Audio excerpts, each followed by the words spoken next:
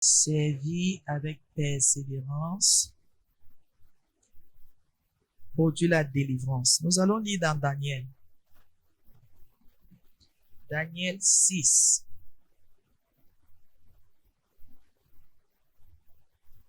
Je peux prendre à partir du verset.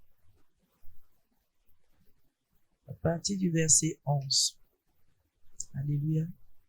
Parce que nous allons lire le verset de base ce soir, c'est le 16 et le verset 20. Amen. Qu'est-ce que la Bible nous dit dans Daniel? Daniel 6. Lorsque Daniel fut au courant de quoi? Je vais même lire pour que quelqu'un soit bien édifié. Hein? Pour ceux qui n'aiment pas beaucoup lire, là, je vais vous aider. Hein? Je lis pour vous. Et vous allez comprendre. Là, vous n'allez plus perdre votre temps à lire de ce côté. Hein? Daniel 6. Alléluia. On dit, Darius trouva bon d'établir sur le royaume 120 administrateurs qui devaient être repartis dans tout le royaume. Il mit à leur tête 3 responsables, parmi lesquels figurait Daniel, afin que les administrateurs leur rendent des comptes et que le roi ne subisse aucun dommage. Daniel se montrait supérieur aux autres responsables et aux administrateurs parce qu'il avait en lui un esprit extraordinaire. Alléluia. Il faut retenir les mots-clés. Le roi pensait à lui confier la responsabilité de tout le royaume. Les responsables et les administrateurs cherchèrent alors une occasion d'accuser Daniel en rapport avec les affaires du royaume. Cependant, ils ne purent retrouver aucune occasion de le faire, aucune faute de sa part, parce qu'il était fidèle et qu'on ne trouvait chez lui ni négligence, ni faute. Que quelqu'un dise ni négligence, ni faute. J'espère que vous comprenez. Alléluia. Ces hommes dirent, nous ne trouverons aucun motif d'accusation contre ce Daniel, à moins d'en trouver un dans la loi de son Dieu, puisque ses responsables et ses administrateurs se précipitèrent vers le roi et lui dirent, Roi Darius, puisses-tu vivre toujours? Tous les responsables du royaume, les intendants, les administrateurs, les conseillers et les gouverneurs sont d'avis que le roi proclame un édit comportant une interdiction sévère. Un édit ici, c'est un décret présidentiel. Amen. Toute personne qui, dans l'espace de 30 jours, agressera des prières à un autre, Dieu ou homme que toi, roi, sera jeté dans la fosse aux lions. Maintenant, roi, confirme l'interdiction et écrit le décret afin qu'il ne puisse pas être modifié, comme le roi des Médès et des Perses, qui est irrévocable. Là-dessus, le roi Darius écrivit le décret d'interdiction. Lorsque Daniel fut au courant de la rédaction de ce décret, il se retira dans sa maison, où les fenêtres de la chambre à l'étage étaient ouvertes dans la direction de Jérusalem. 3 fois par jour, il se mettait à genoux, priait et exprimait sa reconnaissance à son Dieu, tout comme il le faisait avant. Alors, ces hommes se précipitèrent et trouvèrent Daniel en train de prier et de supplier son Dieu. Puis ils se présentèrent devant le roi et lui parlèrent de l'interdiction royale.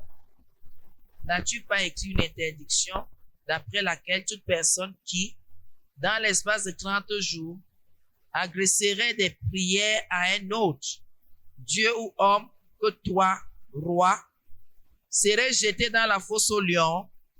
Le roi répondit, cet ordre est aussi sûr que la loi des Médès et des Perses, qui est irrévocable. Ils prirent de nouveau la parole et dirent au roi, Daniel, l'un de tes exilés de Juda, n'a tenu aucun compte de toi, roi, ni de l'interdiction que tu as écrite. Il fait sa prière 3 fois par jour. Ouais. Le roi fut très attristé quand il entendit cela.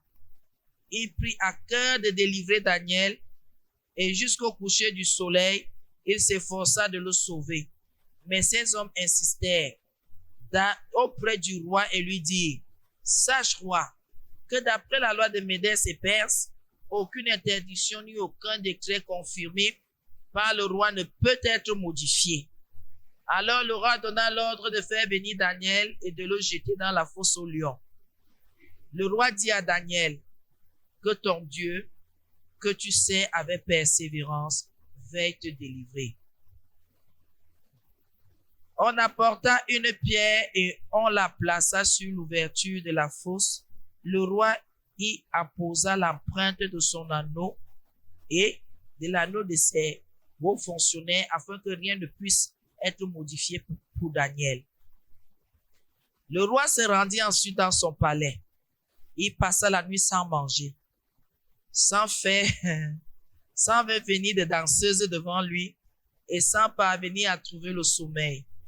Le roi se leva tôt le matin avec l'aurore et se précipita à la fosse aux lions. En s'approchant de la fosse, il appela Daniel d'une voix triste et lui demanda, Daniel, serviteur du Dieu vivant, ton Dieu que tu sais avec persévérance a-t-il pu te délivrer des lions? Daniel répondit au roi, Roi, puisses-tu vivre toujours? Mon Dieu a envoyé son ange et fermé la gueule des lions. Amen. Le thème de ce soir, je voulais seulement remettre quelqu'un dans le contexte. Servir avec persévérance produit la délivrance. Alléluia. Verset 16 nous dit, alors le roi donna l'ordre qu'on amena Daniel et qu'on le jeta dans la fosse aux lions. Vous avez entendu l'histoire. Vous savez, nous les enfants de Dieu, nous n'avons jamais compris que le diable en a contre nous. Et il va utiliser les pierres, les arbres, les herbes, avant même d'atteindre les êtres humains. Il va utiliser tout. Et il peut entrer dans n'importe qui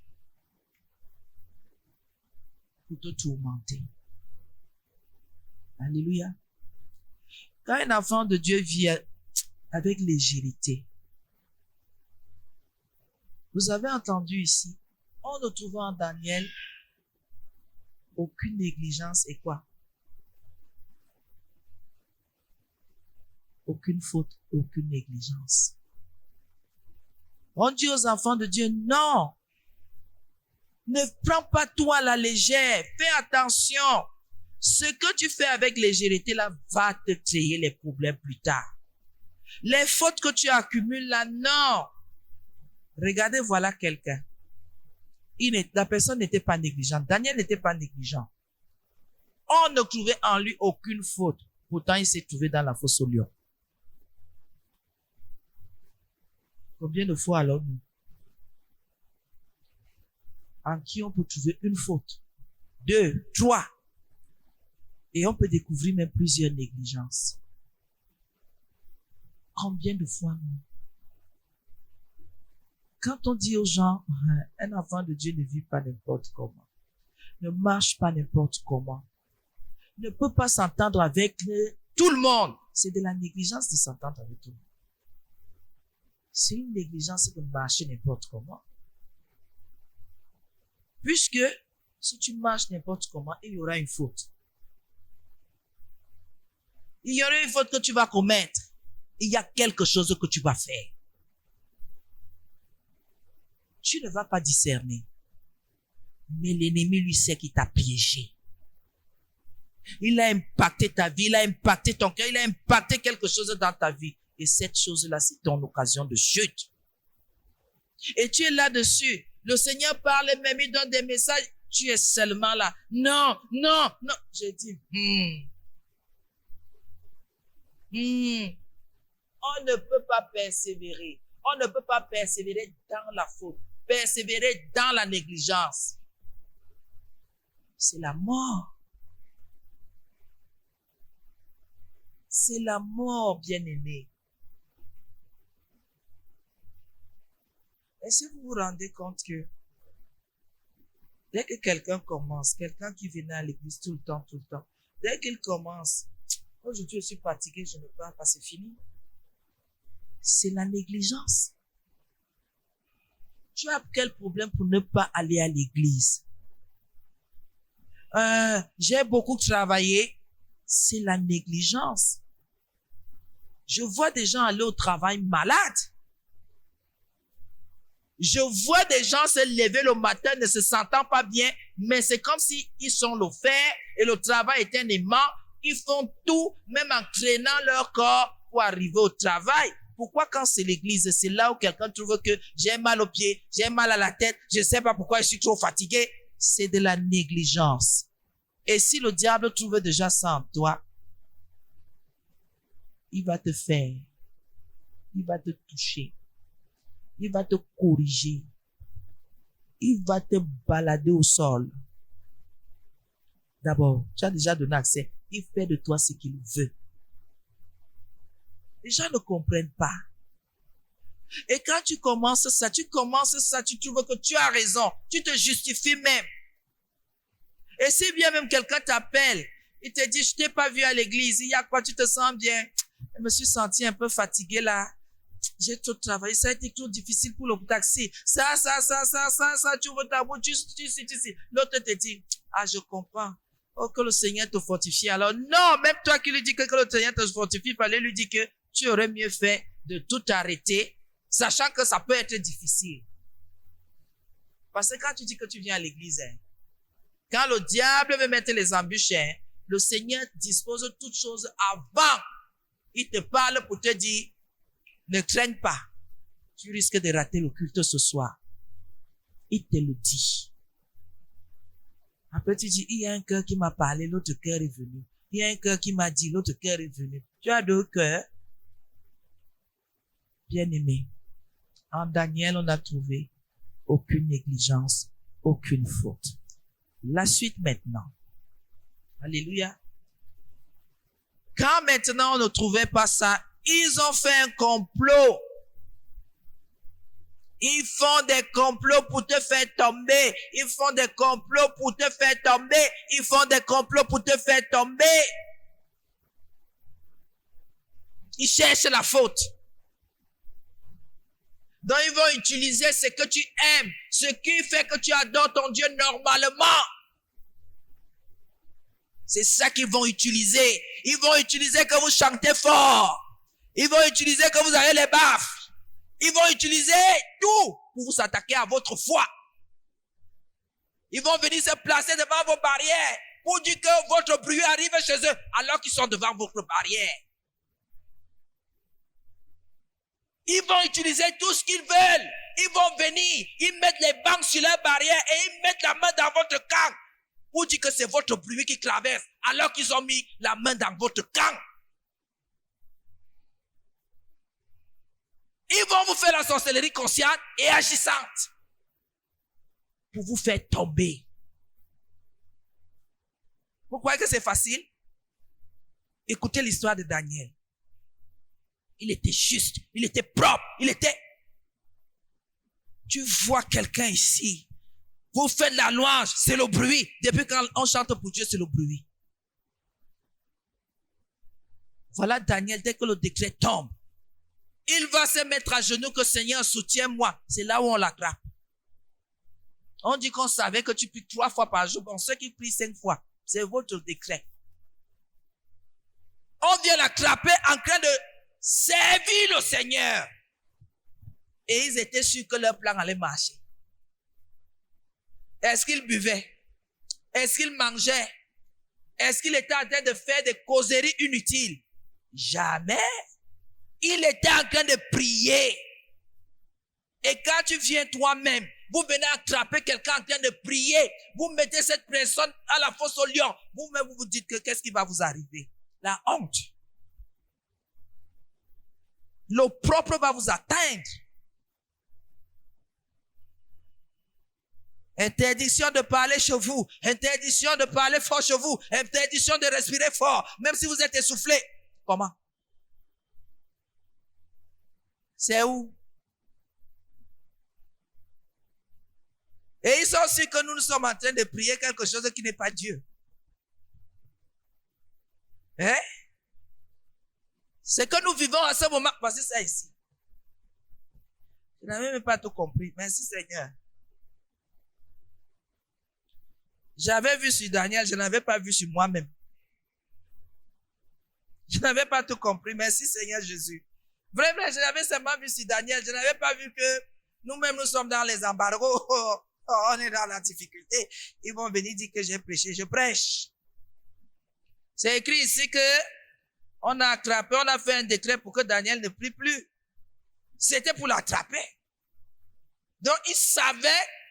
Donc, on va t'attraper parce que on sait que chaque mercredi, tu viens adorer le Seigneur.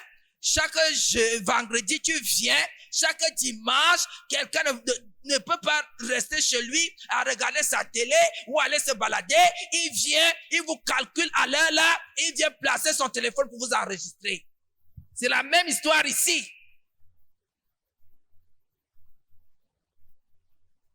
Vous voyez qu'on met les gens au travail, non? Sans salaire. On met les gens au travail et vous allez travailler. Moi, je vais vous mettre au travail. Je prêche. Et qu'est-ce qui s'est passé avec Daniel? Le roi l'aimait. Le roi l'aimait. Il savait que s'il fallait faire confiance à quelqu'un, puisqu'il voulait faire quoi? Il voulait lui donner une promotion. Quand il se rend compte que son décret, quand on vous dit souvent qu'il ne signait rien, il y a les conseillers toxiques. Toi, tu finis d'élever les gens, après il t'étouffe dans quelque chose ici, le roi se retrouve sans dormir. Il n'arrive pas à danser, à manger. Lui, chaque soir qu'il y avait les danseuses, il a dit que je suis en deuil. J'aime quelqu'un et on m'a piégé et j'ai signé un décret.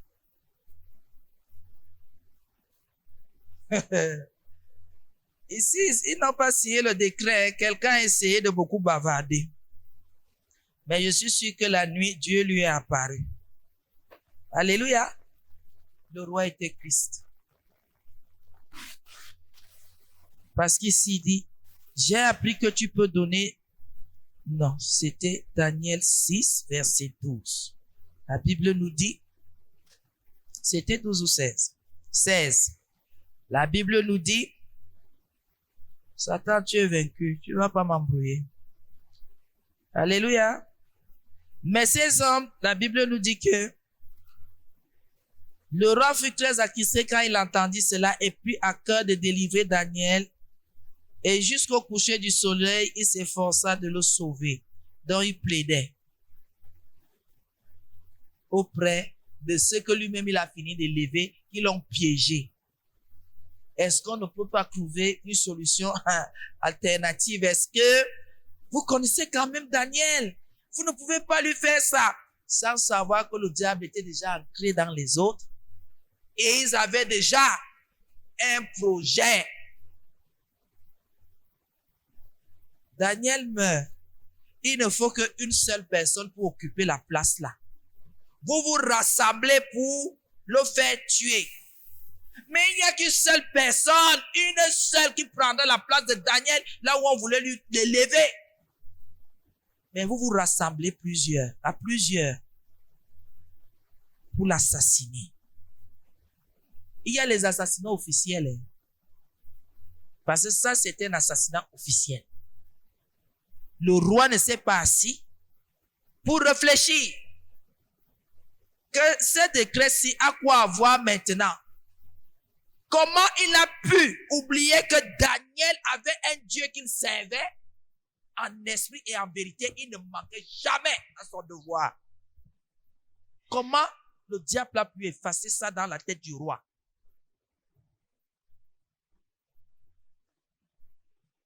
Bien-aimé, les gens connaissent ta foi. Mais quand il va falloir, la persécution va se lever. Ne sois pas surpris que les gens qui connaissent ta foi participent à ce complot. Quand il va falloir décrire ta foi, ne sois jamais surpris ou surprise d'entendre le nom de quelqu'un qui t'est très proche et qui te connaît très bien. Et qui sait que tu ne joues pas avec la prière, tu ne joues pas avec tes moments de culte, tu ne joues pas. C'est cette personne qui viendra te dire, aujourd'hui, si tu ne parles pas, où est le problème? Est-ce que ça va changer ta foi? Aujourd'hui, si tu restes un peu avec nous, ça va changer quand même. Dieu connaît, non? C'est cette personne qui viendra te briser. C'est cette personne qui viendra t'écraser. C'est cette personne qui, le diable va utiliser sa bouche pour venir te convaincre dans la désobéissance, dans l'éloignement, dans la chute. Les gens ne savent pas. Il y a des phrases que quand cette phrase-là sort de la bouche de quelqu'un, même s'il n'y a pas le mur, cherche le mur, tu t'adoses, tu réfléchis. Tu réfléchis. Que pourquoi? L'autre me connaît, non? D'autres sait que mon essence, c'est Christ. Comment d'autres peuvent me parler comme ça? Dans ce sens-ci, ça ne tient pas. Alléluia. Alléluia. Oh.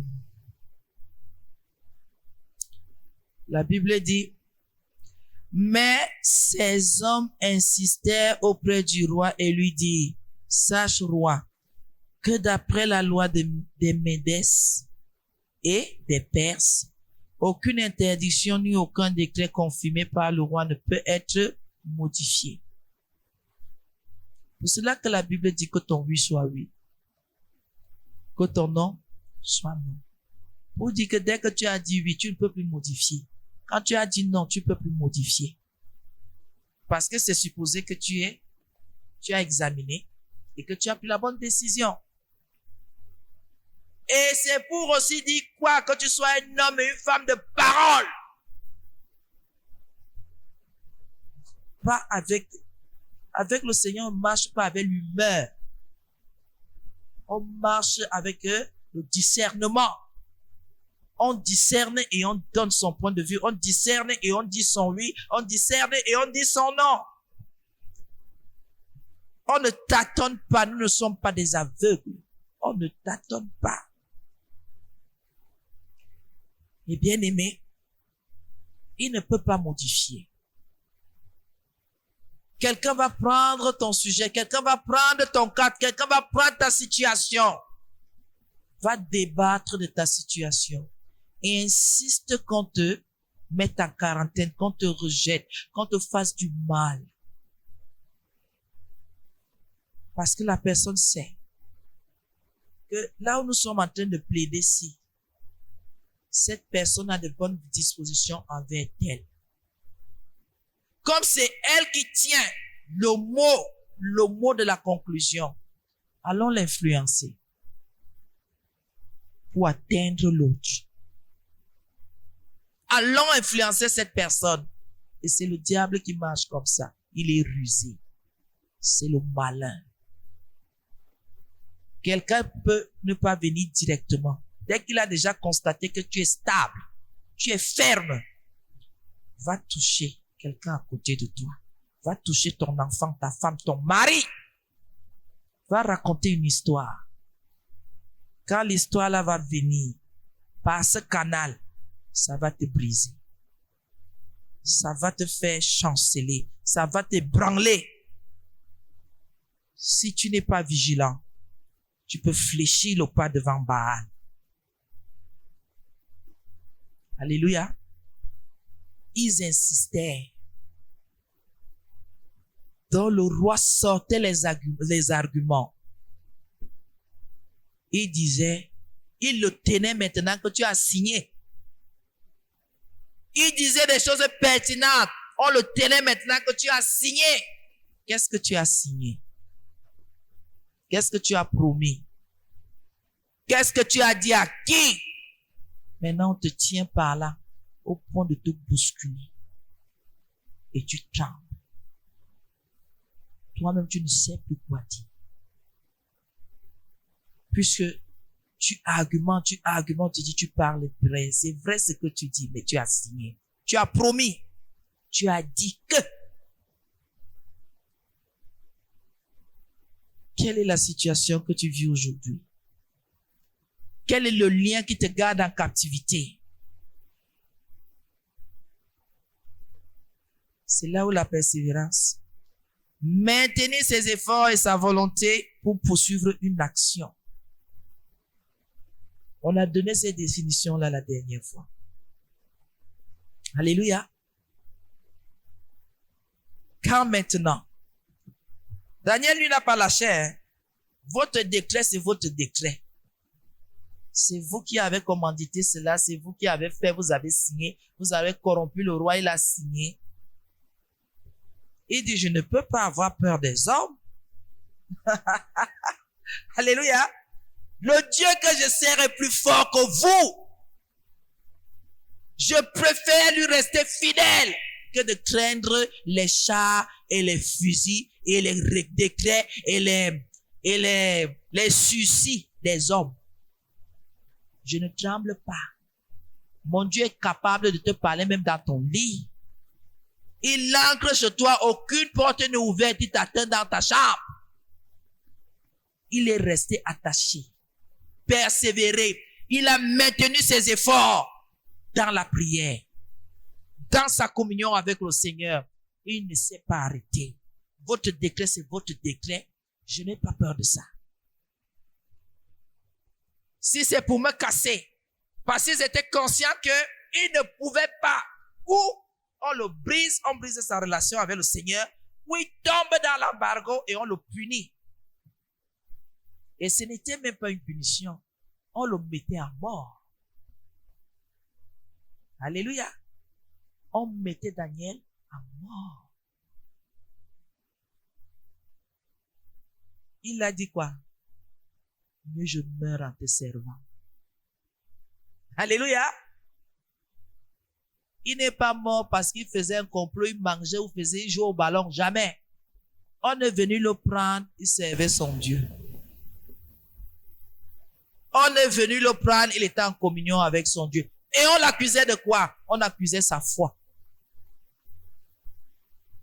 On n'a pas dit qu'il n'aimait pas les amis, il n'aimait pas aller voir les amis. Non. C'est sa foi qui était remise en question. Puisque c'était quoi? S'il prie un autre homme ou un autre roi, c'est que tu n'aimes pas le roi. Toi, quand tu es devant cette situation, tu fais comment?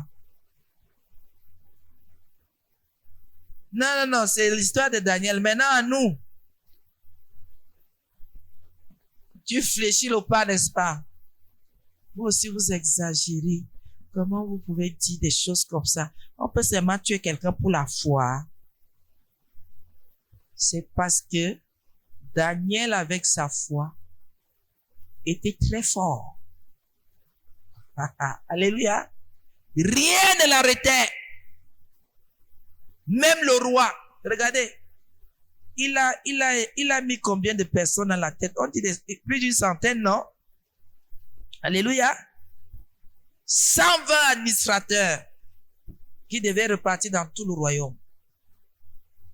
Après, il met 3 responsables, parmi lesquels figurait Daniel. Daniel se montrait supérieur aux autres responsables et aux autres administrateurs. Parce qu'il faisait tout avec son cœur, soumis au Seigneur. Alors tout lui réussissait. Tout lui réussissait. Il ne s'attardait pas. Il faisait ce qu'il avait à faire de tout son cœur, inspiré de Dieu. Il était performant, compétent. Et au lieu que les autres copient, au lieu que les autres regardent et disent, je voudrais comprendre, la jalousie les a attrapés. L'envie les a emballés. Ils sont devenus amers. Même en mangeant les meilleurs mets du roi là, c'était amer dans leur bouche. À cause de Daniel. Alors que Daniel ne mangeait même pas à la table du roi. Le gars là même aussi n'était pas facile. Hein. Il dit que roi, les repas sont bons. Et moi j'ai l'impression que ça va m'engourdir. Ça va me faire devenir lourd. Et je veux croire que je suis dehors au ciel. Roi, toi mange. C'est pour toi, moi je ne mange pas comme ça. Alléluia. Et au lieu que les autres regardent, ils disent, on peut apprendre de lui. Ils ont préféré le persécuter à mort. Alors que lui faisait quoi? Lui persévérait. Il surmontait les difficultés par la prière. Il restait ferme dans ses résolutions. Alléluia. Sans abandonner. Il demeurait constant dans sa relation avec le Seigneur. Il ne diminuait pas, il n'augmentait pas, il était là. Alléluia. Regardez alors quand nous avons des difficultés. C'est même là où nous on perd la force de prier. Alléluia. La vie nous a déjà tout pris. Même servir le Seigneur est devenu une chose lointaine.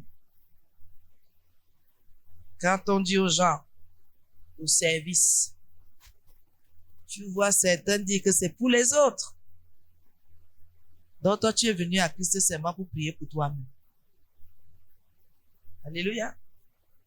C'est seulement pour toi-même, amen. Ta famille, ta maison, tes finances, et quand tu finis, tu dis, Seigneur, prends contrôle de l'église, amen. Ça vient de finir. Quand on parle du service, vous savez qu'on ne se sert pas soi-même à Christ. On se met à disposition pour les autres. Et quand on parlait de persévérance et de le faire, il y a des efforts à fournir et tu poursuis ces efforts-là sans jamais te relâcher. Quand on demande de servir avec persévérance, il y a la délivrance dedans. Dieu me connaît, Dieu connaît ma foi. Est-ce que Dieu connaissait la foi de Daniel dans l'intimité? Même les voisins connaissaient, même les autres administrateurs connaissaient. Tout le palais connaissait la foi de Daniel. Pourquoi ta foi, c'est dans ta chambre avec Dieu? C'est dans ta maison avec Dieu. Tes voisins connaissent ta foi. Tes voisins connaissent ta foi? Même pas. Même pas. Ils sont avec toi, les voisins. Quand on parle des choses, des gens qui ont foi, est-ce que tes voisins, quand ils posent les yeux sur toi, parlent de ta foi?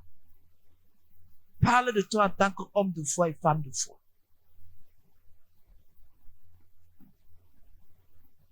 Quelqu'un me comprend? Si ta foi, c'est entre les quatre murs, et que parfois, quand le voisin te voit ou la voisine, ah, tu peux aller à l'église, prie pour nous. C'est pas ça. Je ne sais pas si elle avait compris. Elle avait seulement dit que, n'est-ce pas, ma servante? J'ai souri. Et je vois que tu n'as pas compris. Qu'il est à 15 heures. Quand on vient, on dit que viens vite. Viens même de nuit, prends pas. Alléluia. Est-ce qu'on parle de toi ainsi? Est-ce que quand ta voisine a des difficultés ou ton voisin, ils viennent prier chez toi? Ou quand tu sens, dit vite que, pasteur, j'ai besoin de verser. il y a les choses là-bas à la maison qui dérangent. Donnez-moi les versets, pasteur. On te dit ça. Si on te dit ça, c'est bien. Alléluia. Si on te dit ça, c'est bien. Et si on parle de toi comme un homme de foi, une femme de foi, on dit que la femme là est plus haut. Elle a un calme là, des gens qui prient, laissez-la tranquille. C'est bien. Alléluia. Parce que on a connu Daniel à cause de ses prières et de son obéissance à son Dieu. Quelqu'un a compris? Il n'y avait pas moyen de le corrompre. Tout le monde savait qu'il sert un Dieu et il ne joue pas avec les commandements de ce Dieu. Les gens là-bas ne connaissaient pas son Dieu. Il a fait connaître son Dieu par sa façon de faire. Est-ce que quelqu'un avec moi? Toi qui es polyvalent là, tu arrives ici, on dit on fait le signe de croix, tu es dedans. On marche par la tête, tu es dedans. On crie, tu cries. On respire fort, tu respires. Quel est ton Dieu? Quel est ton Dieu? Et qu'est-ce que ton Dieu dit? Si tu ne connais pas ton Dieu, tu es un danger pour l'Église. J'ai dit, les autres n'ont pas lu la Bible. Daniel était la Bible. On te voit. On dit, laissez-le tranquille. Il sait son. Il s'est écrit, c'est son Dieu. Quand maintenant, on dit à quelqu'un, c'est ton Dieu. Et quoi qu'on lui dit, prie. Est-ce que Daniel priait à chaque moment? On dit qu'il priait 3 fois par jour. Dans le reste du temps, il faisait quoi? Il se comportait comme quelqu'un qui sert le Seigneur. Sa conduite était des versets bibliques. Même si tu le trouvais où? Il mettait en pratique les commandements du Seigneur.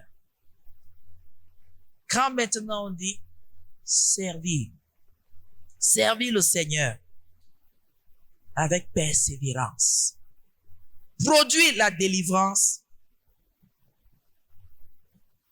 c'est là où nous tous nous tombons. Alléluia. Servir plus persévérance.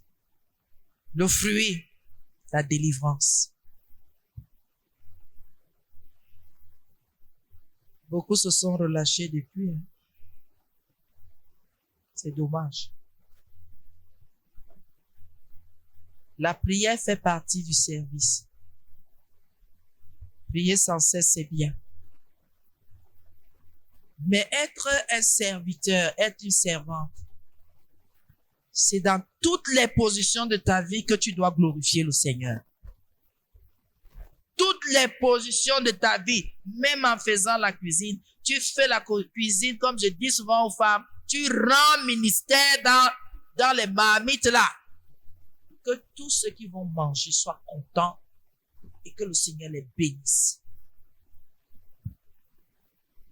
Même dans ton ménage en balayant, tu le fais tellement bien que même les anges s'asseyent, ils disent que la qualité si. Il y a une bonne inspiration. Même au quartier, même en famille, on reconnaît ta foi et on ne t'approche plus avec n'importe quoi parce qu'on sait que tu marches selon les commandements du Seigneur. Donc tu ne changes pas. Tu es égal à toi-même. Tu n'es pas comme ça, virevoltant. Dès qu'on dit qu'allons derrière la maison, tu pars, c'est là-bas que tu pars demander que, on fait quoi ici? Tu partais d'abord faire quoi? Quand tu es parti, tu te disais que on fait quoi derrière la maison? Quand on te dit déjà que alors derrière la maison, c'est pour faire une chose compliquée. Parce que si c'est une chose simple, on fait là devant. Allons un peu derrière parler. On parle de quoi derrière la maison alors que nous avons tout au milieu de la cour? Soyons des témoignages vivants. Alléluia. Oh, Daniel. Ils insistaient. Mais, quand la persécution vient, c'est là où vous comprenez qu'il y a des gens qui ont un même esprit qui les gouverne. Tous les administrateurs ici étaient sous le règne de Satan. Ils avaient un même esprit qui les gouvernait. Un esprit diabolique, satanique et maléfique. Ils étaient tous unis dans le même esprit. Quand on vous dit que le dehors là, quand quelqu'un n'a pas Christ, ils sont tous unis dans le même esprit. Je vais vous raconter une petite chose qu'on a vécu ces jours-ci. On dit qu'on nous convoque pour nuisance sonore. C'est un détail. Le bar fait le bruit. La menuiserie fait le bruit. L'église fait le bruit. Mais pendant que nous sommes en séance de travail, un barman se lève. Dit que vraiment l'église fait le bruit. Hein? Écoutez la bêtise. Un barman se lève et se tourne vers les administrateurs qui ont accusé Daniel là. Et leur dit, vraiment l'église exagère. Hein? Un barman qui tourne 24 heures sur 24, même quand il n'y a plus personne, les casiers dansent. Il se tourne vers les esprits maléfiques pour leur dire que c'est là où vous comprenez qu'ils étaient tous liés dans le même esprit. Lui-même, il est accusé. Hein? Il est au banc des accusés. Hein? Mais il se retourne maintenant vers ceux qui ont accusé pour dire l'église dérange. Hein? Vrai, vous dites la vérité. Je vous dis que j'ai vu Satan. Nous avons vu Satan en train de se manifester.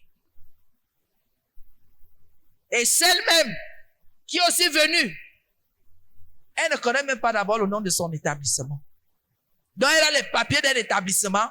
Elle ne sait pas quel est le nom qu'il y a dans les papiers là-bas et il y a une patente. C'est-à-dire que Satan ridiculise les gens.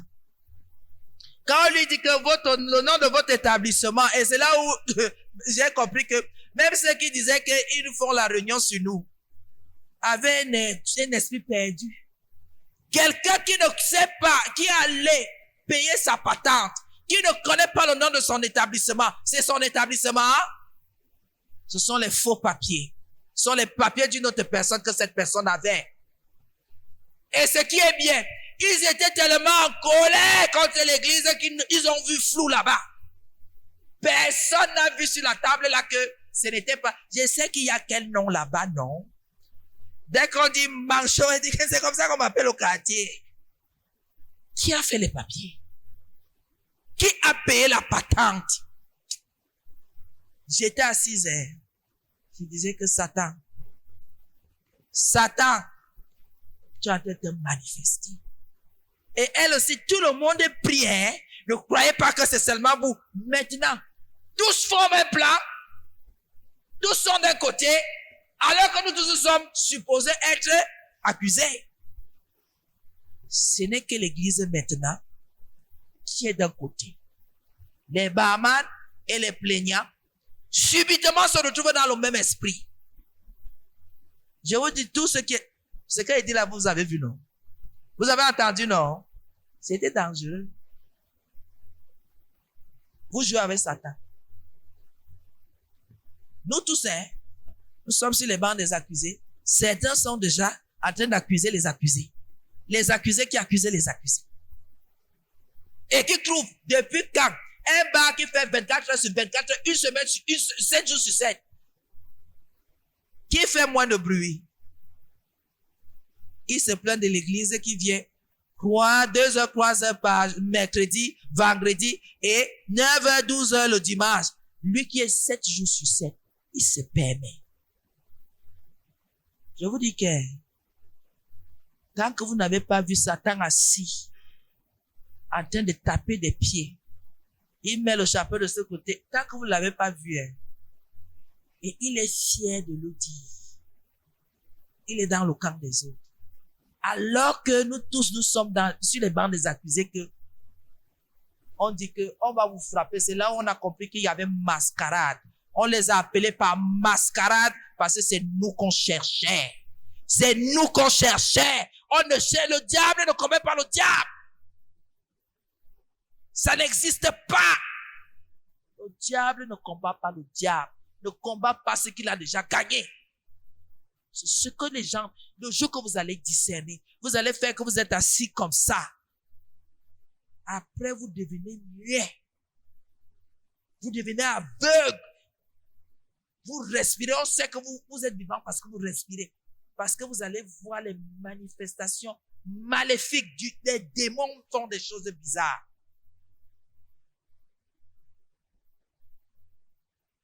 Et mes enfants qui étaient assis avec moi, je voyais qu'ils étaient stressés.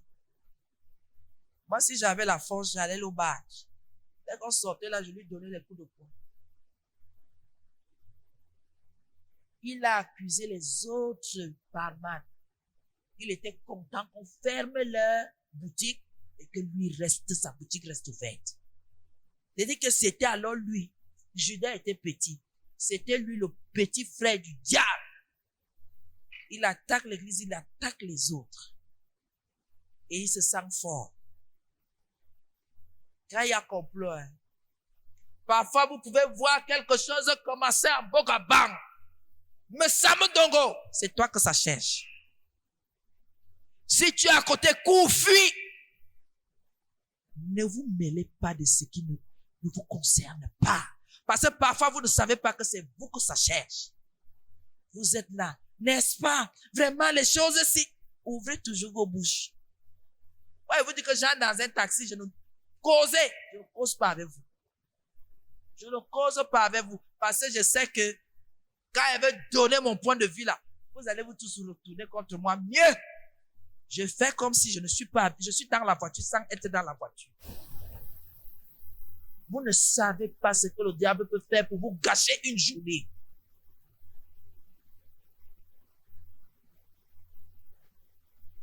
Une machination, une machine à écraser. Vous voyez un homme, je veux les papiers, voici les papiers. Il sort de lui-même.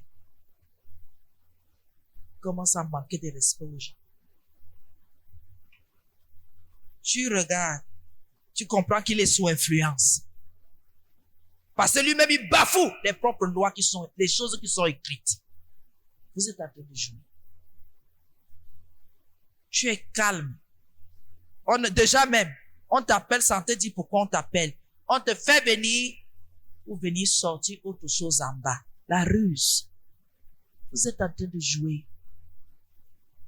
Vous allez connaître le diable. Quand quelque chose se passe là devant, tirez les portes. Enfermez-vous. Le seul fait que vous soyez dehors, même une pierre peut quitter de loin, vous ne voyez pas. Même au quartier, marche ta chose. Il y a les esprits qui savent que tu pries. Ils vont s'attaquer à toi. Dès que tu vas seulement dire, laissez non, va là-bas avec ta prière. On ne t'a pas demandé ici. Va avec tes disciples. On va te ramasser. Passe ta route. Sois en prière pour dire, Seigneur, donne-leur la paix. Passe. Ne te mêle pas de ça. Quand on vous parle, vous dites que vous connaissez, vous allez connaître. Vous ne connaissez pas le diable. Et quand on parle du service, c'est la minorité qui est restée ferme, qui a gardé l'église. La sentence était déjà signée dans les ténèbres.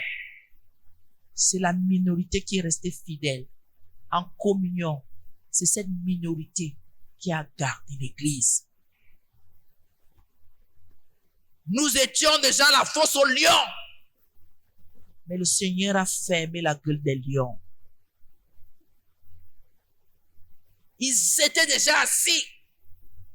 Ils venaient seulement nous informer de ce qu'ils vont faire.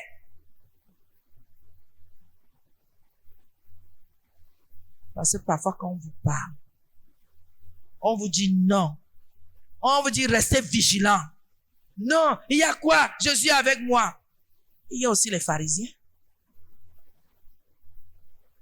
Qui vous a dit que Jésus combat le diable? Ses œuvres, oui. Mais pas, il ne combat pas le diable lui-même.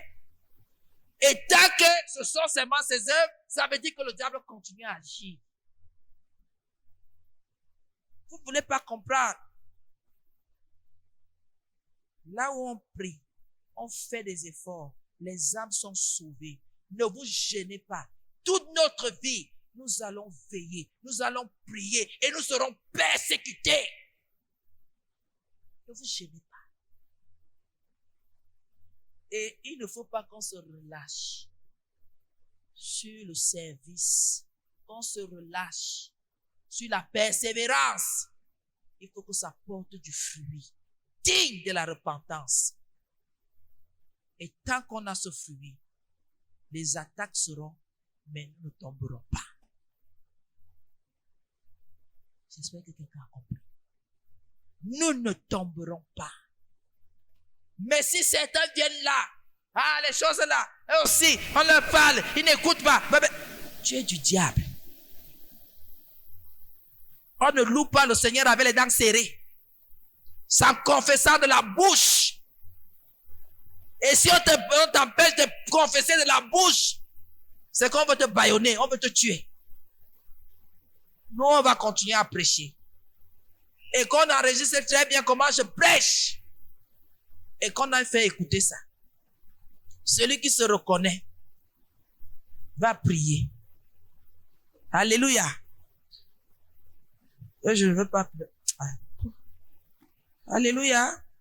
Continuons notre prédication. Quand on a jeté Daniel à la fosse, verset 20. Le roi n'a pas dormi. Vous vous dites que qu'est-ce qui l'ennuyait? Vous voulez dire que parce qu'il aimait beaucoup Daniel. Le tourment était descendu dans sa vie parce qu'il avait signé un décret sans discerner. Et que les autres ayant formé un plan, il s'est retrouvé au centre de ce plan et ses propres actions commençaient à le condamner.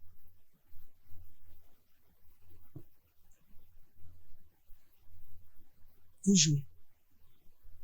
C'est pas lui qui a commencé. Il s'est retrouvé au milieu.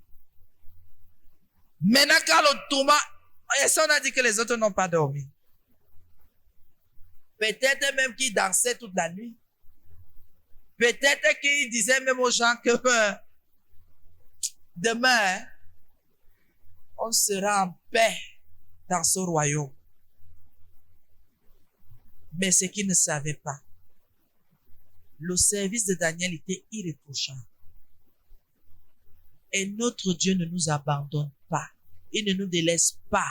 Même quand il y a des fausses accusations, il veille à ce que sa justice soit. C'est pour cela qu'on doit persévérer. C'est pour cela qu'on doit garder nos efforts constants. On ne doit pas se relâcher dans notre communion. Il n'a pas dormi. Quelqu'un va dire non, c'est parce qu'il aimait Daniel. Plus que qui?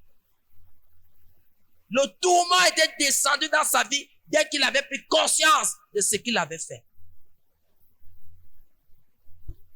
Et la Bible dit, le matin à l'aube, quand on dit l'aube, le jour ne sait pas encore bien levé. Dans ces petits 5h30, 6h, lui, il était déjà debout.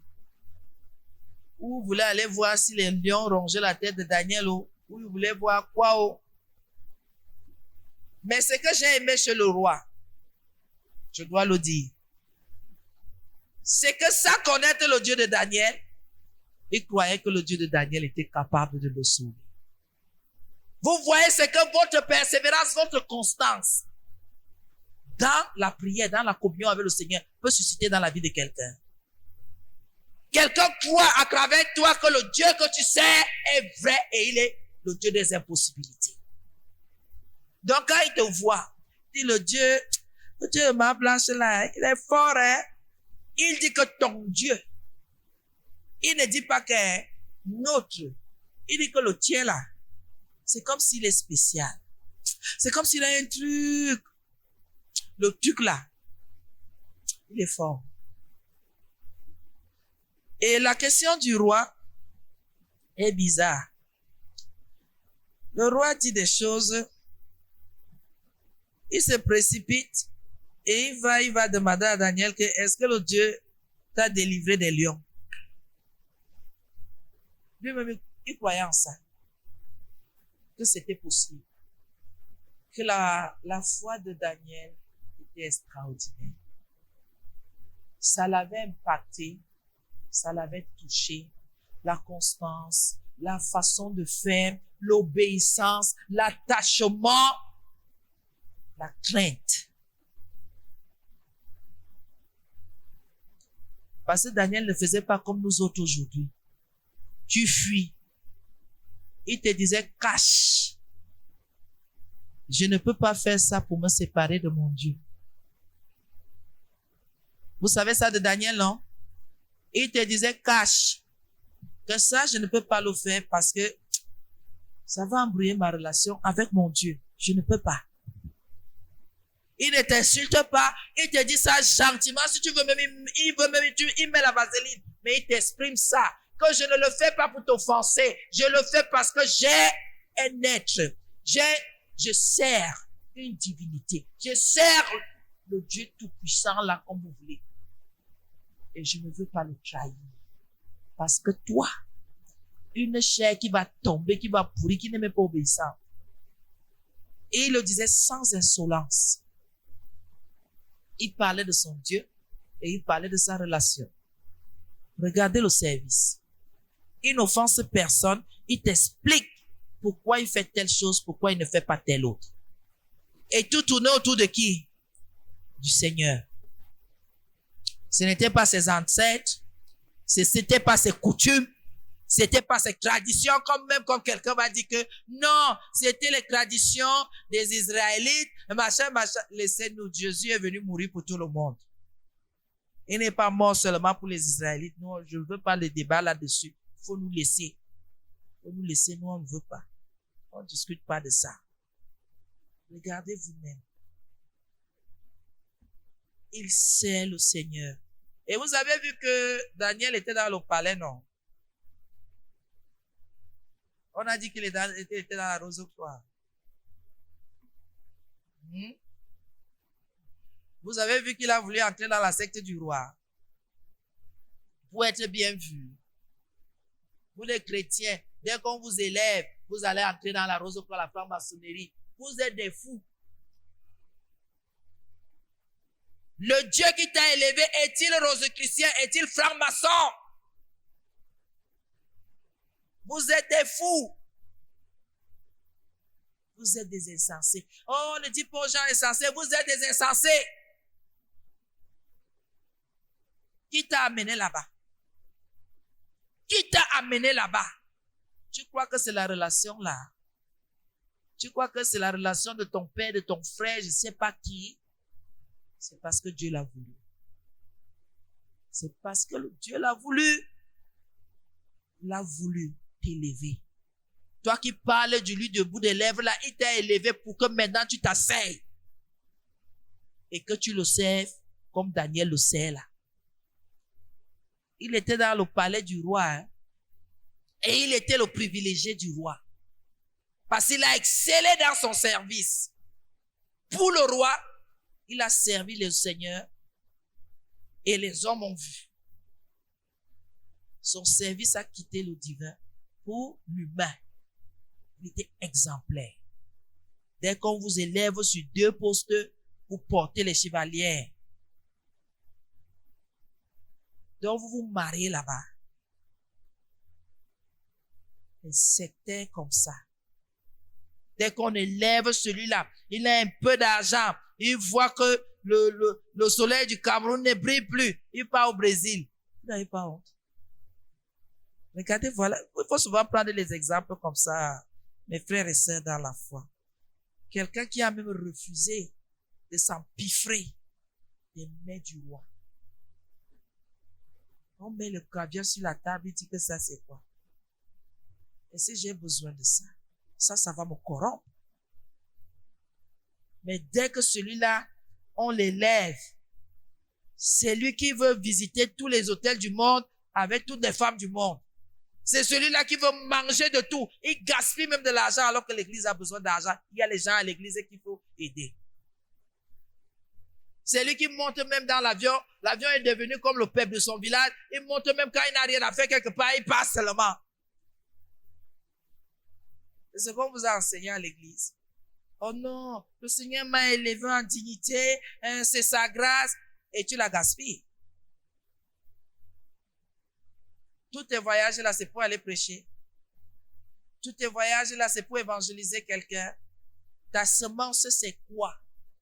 Voilà quelqu'un qui arrive dans un royaume qui n'est pas son royaume, qui n'est pas son pays. Je veux même le dire comme ça. Mais qui se fait remarquer jusqu'au plus haut niveau de ce pays-là. Vous, dès qu'on vous élève, vous oubliez Jésus. Vous commencez à chercher les hommes. L'élévation ne vient ni de l'Orient ni de l'Occident. Elle vient du trône de grâce. Et vous lisez ça dans la Bible, vous oubliez. Le petit sectaire qui t'introduit dans les bêtises là. Tu crois qu'il va mourir, toi aussi. Et vous allez danser en affaire. Toi, tu seras au centre parce que tu as connu Christ. Il te trompe. Il faut véhiculer le message de Christ. Il faut persévérer. Il faut être constant. Il faut surmonter les difficultés de ce régime. Tu es élevé là-bas. Tu parles un langage de païen.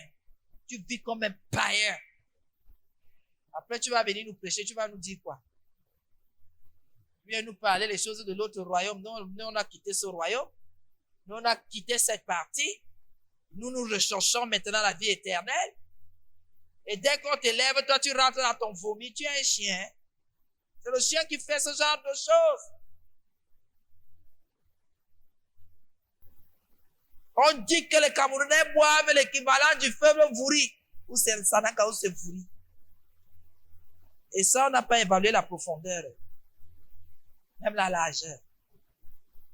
Un peuple ivrogne. Soulard. Et ils peuvent parler des églises.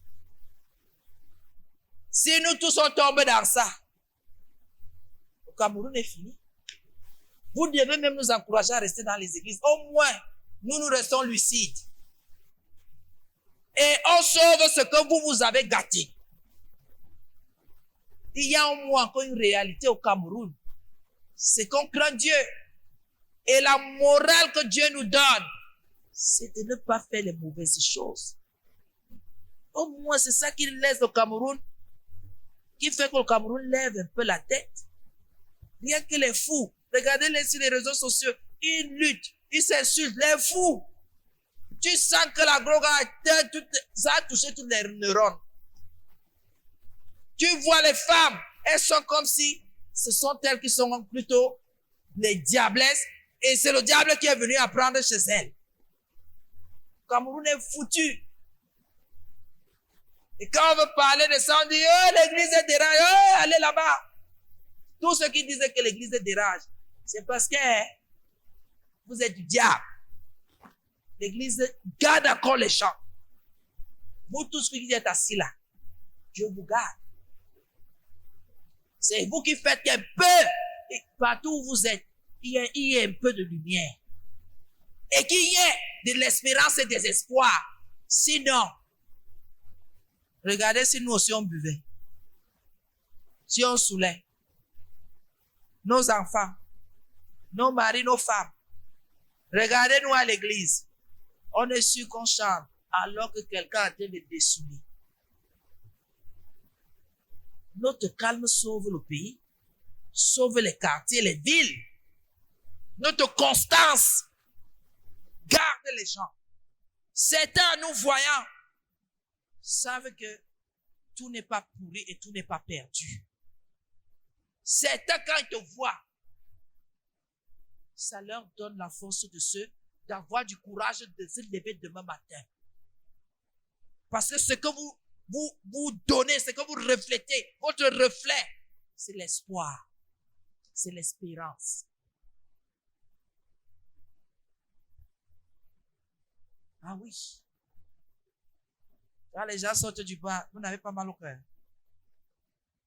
Quelqu'un titube, il dandine. Il lève un pied. Et c'est comme ça qu'il bavade. Il y a un dès qui soulève, c'est même qu'à l'église qui voulait entrer. Monsieur le pasteur, je vais arrêter de boire. Viens nous donner. Viens, il y a une caisse ici, on met ton argent là-dedans. Au bout d'un an, tu vois comment tu es riche. Tu viens reprendre. On te dit que voici ça, prends. C'est quand il est lucide, il n'entre pas à l'église. Et quand il est sous, il vient chercher le pasteur. Et quand on lui dit qu'on ne veut pas les luttes ici, il veut seulement monter à l'hôtel pour attraper les pieds du pasteur. Mais il a bonne volonté d'arrêter de boire. Et quand vous voyez ça, vous vous rendez compte que il est sous l'emprise de l'ennemi. Quand il est lucide, son cœur veut venir à l'église. Mais Satan fait tout pour l'en empêcher. C'est quand il boit que ça remonte et il exprime. Servir dans la persévérance produit la délivrance. Est-ce que nous sommes donc délivrés d'écouter ce genre d'enseignement? Est-ce qu'on peut se remettre en question? Seigneur, est-ce que j'ai servi comme Daniel? Est-ce que j'ai été constante dans ma relation avec toi? Est-ce que j'ai surmonté les difficultés en restant ferme dans ma résolution? Est-ce que j'ai eu des moments de faiblesse? Est-ce que j'ai eu des chutes? Quand la difficulté est arrivée, est-ce que j'ai baissé les bras? Quand la tentation s'est présentée, est-ce que j'ai succombé ou j'ai résisté? Alléluia. Alléluia. C'est à chacun d'entre nous de répondre à cette question. Personne ne peut répondre à ta place. C'est ta relation. C'est pas ta relation avec la relation de quelqu'un. Même les mariés, chacun sa relation. Vous pouvez être unis. Vous pouvez avoir une communion de prière. Mais personne ne connaît le cœur de l'autre. Vous pouvez prier ensemble tous les jours. Mais tu ne connais pas le cœur de l'autre. C'est maintenant la marche de l'autre qui va te convaincre que vous êtes dans le même esprit, dans la même marche. Alléluia. Examinons-nous, bien-aimés. Est-ce que nous avons fait ce que le Seigneur voudrait qu'on fasse? Même s'il y a des complots, même si les gens insistent, même si les gens veulent te renverser, il n'y a pas de problème. Ça, c'est le partage des enfants de Dieu. Est-ce que nous, en retour, nous sommes restés à nos postes? Est-ce que nous avons respecté nos places? Est-ce que nous avons gardé la communion? Est-ce que nous avons gardé la relation? Est-ce que nous avons gardé les commandements du Seigneur? Est-ce que notre témoignage est vivant en tant qu'enfant de Dieu, en tant que servante, en tant que serviteur, en tant que né de Dieu? Est-ce que le témoignage est vivant? Alléluia. Alléluia. Repentons-nous. Repentons-nous ce soir. Partout où il y a eu hésitation, partout où il y a eu doute, partout où on s'est relâché, partout où on a changé, on a modifié notre relation avec le Seigneur, partout où nous avons manifesté l'œuvre de la chair, partout où nous avons laissé nos humeurs prendre le dessus. Demandons pardon à notre Dieu. Demandons pardon à notre roi. Demandons pardon au Seigneur des Seigneurs. Implorons sa miséricorde ce soir. Qu'il ait pitié de nous. Qu'il ait compassion. Que sa main puissante vienne encore nous soutenir. Pour la gloire de son nom. Pour la gloire de son nom. pour la gloire de son nom. Même si les gens insistent pour te faire tomber auprès de ceux-là qui sont proches à ta personne, même si les situations insistent pour te faire tomber, même si tu connais des moments difficiles, ne te relâche pas, ne te relâche pas, ne te relâche pas, ne te relâche pas, ne te relâche pas, persévère, insiste, reste ferme, n'abandonne pas, demeure constant, surmonte les difficultés en restant ferme dans tes résolutions. As-tu même déjà des résolutions? Reste ferme. Reste ferme, bien-aimé. Invoquons le sang de l'agneau pour nous purifier, pour nous laver. Bien-aimé, réconcilions-nous totalement avec le Seigneur. Qu'il prenne total contrôle de nos vies. Qu'il prenne total contrôle de nos vies. Qu'il prenne total contrôle de nos vies. Qu'il prenne total contrôle de nos vies. Que sa main puissante vienne encore se manifester au nom puissant de Jésus. Et que sa toute puissance et toute sa sainteté soit notre partage. Au nom de Jésus, nous avons prié. Amen.